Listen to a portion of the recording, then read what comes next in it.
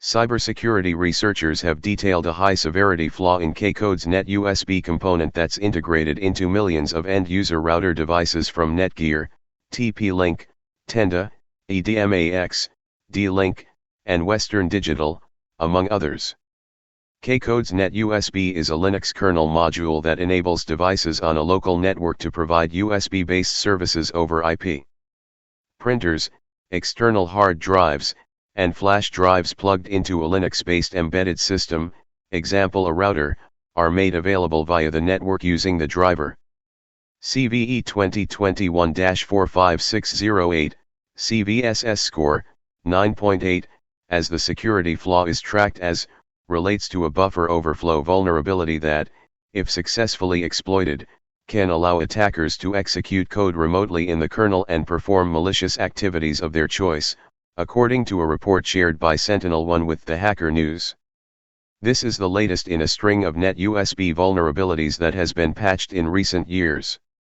In May 2015, researchers from SEC Consult disclosed another buffer overflow flaw, CVE 2015-3036, that could result in a denial of service, DOS, or code execution.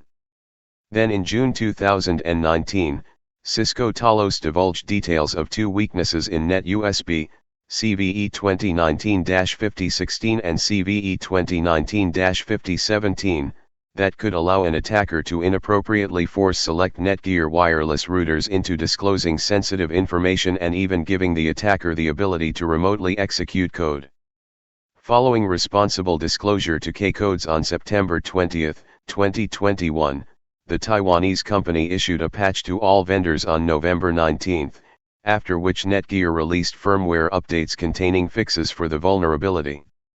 SentinelOne has refrained from releasing a proof of concept, POC, code in light of the fact that other vendors are still in the process of shipping updates. But the cybersecurity firm cautioned the possibility of an exploit emerging in the wild despite the technical complexity involved, making it imperative that users apply the fixes to mitigate any potential risk.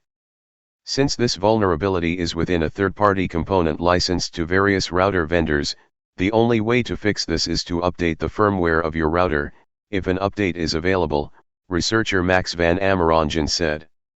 It is important to check that your router is not an end-of-life model as it is unlikely to receive an update for this vulnerability.